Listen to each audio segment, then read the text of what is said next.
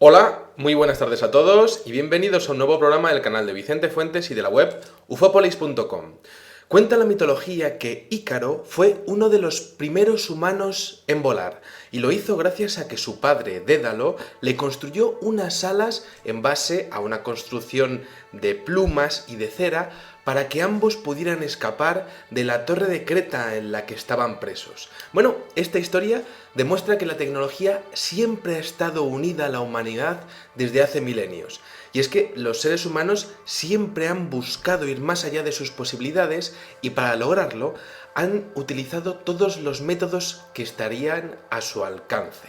Bueno, modificamos nuestro entorno, pero también modificamos nuestros cuerpos continuamente, estamos tomando medicinas y de alguna manera poniendo en contacto con sustancias químicas nuestro cuerpo biológico.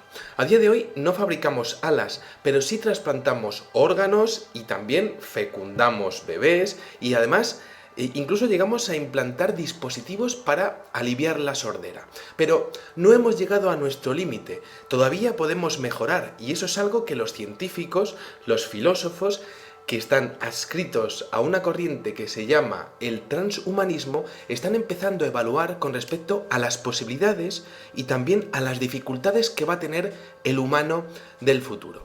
En pocas palabras, los transhumanistas sostienen que gracias a la tecnología y a los avances médicos, los seres humanos podemos mejorar nuestras capacidades, ser prácticamente superhumanos, tanto a nivel físico como a nivel mental, y por supuesto corregir los aspectos negativos de la vida y de la propia naturaleza, por ejemplo el sufrimiento, la enfermedad o el envejecimiento, pero eso va en contra de la naturaleza porque los animales también sufren, nacen y mueren, pero ese es su papel en la vida.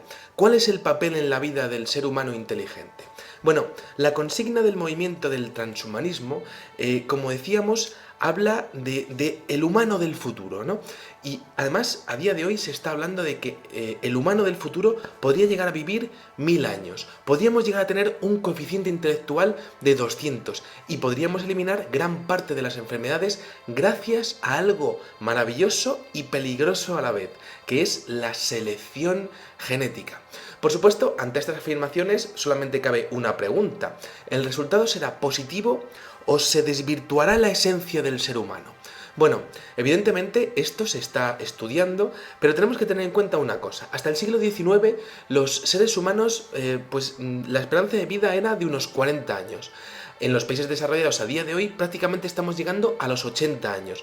¿Existe por tanto un límite biológico para la extensión de la vida humana? Bueno, según aseguran algunos científicos, podríamos llegar a sobrepasar los 150 años de edad, es decir, de edad de media, en cuestión de muy poco tiempo. Incluso hay algunos que hablan de que podríamos llegar a superar al famoso Matusalén, que aparece en el Génesis, que vivió casi un milenio, que por cierto, en mi opinión, tiene más que ver con la mitología sumeria de los dioses Anunnaki que con figuras mitológicas que puedan ser exageraciones, ¿no? Pero bueno, tenemos que tener en cuenta que a día de hoy la secuenciación del ADN, de nuestro propio ADN, cuesta poco menos que 400 euros. Se puede hacer, y de hecho en el futuro se podrá hacer un diagnóstico genético preimplantacional. Es decir, iremos al médico y el médico verá nuestra genética y entonces aplicará un medicamento solo para nosotros. Esto será una técnica pues muy común en el futuro. Pero claro, aquí llega el problema, ¿no? Entonces podremos llegar a concebir hijos que no tengan problemas, pero esos hijos ¿serán realmente seres humanos? Claro, esa es la pregunta, esa es la moralidad del tema, ¿no? Por ejemplo, se conoce que en la corriente del transhumanismo se habla de que se podrá mejorar la neuroplasticidad de de los tejidos cerebrales, de las neuronas, al igual que ocurre con los medicamentos que se están empezando a introducir en los enfermos del Parkinson. Por tanto, a día de hoy ya se está experimentando con cerebros que podrían llegar a ser más inteligentes. Pero claro, más inteligentes para hacer el qué. ¿En qué podríamos utilizar nuestra inteligencia, ¿no? Bueno, a día de hoy también se están utilizando el metilfenidato y el modafinilo. Por ejemplo, esto lo toman los soldados del ejército para estar más despiertos en combate, y también se receta a diferentes alumnos universitarios para que estén más espabilados en época de exámenes, ¿no?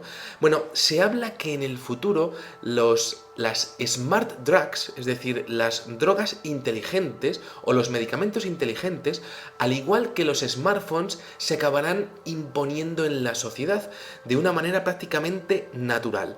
Al igual que el hierro, las pastillas o la píldora anticonceptiva se han, pues prácticamente integrado en nuestra sociedad, pues este tipo de medicamentos aparecerán en las vidas de los seres humanos del futuro. Bueno, por supuesto también se habla de cyborgs, ¿no? De órganos artificiales, y a mí eso me parecería maravilloso que existiera, ¿no? Como Luke Skywalker en la Guerra de las Galaxias, ¿no? De hecho, a día de hoy hay un hombre que se llama Neil Harbison que está reconocido como el primer cyborg porque nació sin la facultad de ver los colores, y a los 20 años se instaló un dispositivo en la cabeza que traducía los colores del mundo a notas musicales. Bueno, está claro que la implantación de chips en los cuerpos acabará imponiéndose poco a poco, e incluso se comenta en el transhumanismo que será la propia población la que lo pida, porque por ejemplo pues se podría controlar dónde están tus hijos gracias a la implantación de un chip con localización. Pero claro, eso también impondría una falta de libertad en los individuos, porque al igual que lo conocerían los padres, también lo conocerían los gobiernos, ¿no? Bueno, con respecto al transhumanismo, hay diferentes científicos e investigadores que hablan de cosas interesantísimas. Por ejemplo, Ray Kurzweil habla de que en la humanidad del futuro habrá un gran problema, que es que las máquinas serán más inteligentes que los seres humanos y además podrán mejorarse a sí mismas. Y eso es algo que el ser humano tendrá que convivir con ello, ¿no? De hecho, si nosotros no nacemos antes de ese momento, no podremos entender lo que será vivir con robots, ¿no? Con la robótica y con robots que en base a una singularidad podrán empezar a sentir y a tener conciencia de sí mismos, ¿no? El ser humano también tendrá que entender que el futuro tendrá que venir ligado a su propia creación. Luego, por otra parte, tenemos lo que dice Nick Bostrom, que es un filósofo sueco asociado a la Universidad de Oxford. Y este hombre habla de que el ser humano llegará a entender lo que es la realidad, y que en una de las hipótesis podría descubrir que realmente la realidad no sea más que una simulación creada por un ser superior, y eso a nivel moral, a nivel existencial, será un gran palo para la humanidad que tendrá que intentar superar, ¿no? Por otra parte, este hombre habla continuamente de lo que podría llegar a conllevar el retrasar el envejecimiento, porque estaremos hablando de sociedades que tendrán que estar diseñadas para gente que tenga un periodo de vejez quizá de 100 años, ¿no? Y una edad laboral muy inferior a lo que ellos luego recibirán en su jubilación. ¿Cómo se podrá concebir una sociedad así? Luego, por otra parte, tenemos lo que dice Audrey de Grey, que comenta que los seres humanos del futuro podremos llegar a vivir más de 1000 años, porque podremos llegar a determinar y a corregir las 5 causas del envejecimiento, todas ellas relacionadas con la degeneración y la mutación de las células. Entonces dice que reparando los tejidos lograremos retrasar la decadencia física de forma totalmente extraordinaria. Y claro, esto habla una vez más de la organización que tendrá todo eso, ¿no? Que bueno, pues tendremos que entender que las sociedades no podrán concebirse como lo que tenemos ahora, con las edades de jubilación que tenemos ahora, ¿no? Luego, por otra parte, Gregory Stock comenta que dentro de 200 años, gracias a la selección genética, seremos más fuertes, más serenos, más guapos y más listos. Pero por supuesto que evidentemente, aunque todos los hombres querrán lo mejor para nuestros hijos, evidentemente podrá haber una separación, porque habrá los que puedan pagar esa selección genética y los que no. Es decir, habrá dos tipos de humanos. Los humanos que puedan pagar un gran hijo y los humanos que no puedan pagar un gran hijo. Ahí estaría la sociedad totalmente dividida. Por tanto, una tecnología que se estandarizaría, pero que evidentemente también sería utilizada para bien o para mal. Luego tenemos a Kevin Warwick, que es profesor de cibernética en la Universidad de Reading, que habla de lo que podría llegar a ser la conexión tecnológica entre los seres humanos. Por ejemplo, este hombre ha experimentado consigo mismo y con su mujer, ambos se implantaron un chip en su sistema nervioso, y entonces el señor Kevin Warwick comenta que cuando a su mujer, por ejemplo, le duele la espalda, su sistema nervioso conectado al suyo a través de, bueno, pues de lo que sería una tecnología con ondas, pues resulta que él también llegaría a sentir que a su mujer también le está doliendo la espalda y lo sentiría en su mismo cuerpo, ¿no? Estarían conectando sistemas nerviosos y esto es solamente la prehistoria. ¿Cómo podrán ser las relaciones sociales en un futuro en el que tú puedas elegir con quién conectarte? ¿Eso realmente será amor? ¿Será más amor de lo que nosotros concebimos a día de hoy? ¿O será una desnaturalización del amor? Ahí estarían las preguntas morales de este tema tan interesante, ¿no? Luego, por otra parte, el tema de la modificación genética, una vez más, ¿no? Porque los gobiernos y las corporaciones podrán quizá elegir qué grupos de personas tienen que ser mejorados genéticamente, pues como lo que vemos, por ejemplo, en Un Mundo Feliz de Aldous Huxley, en base a los trabajos que van a ejercitar en el futuro, ¿no?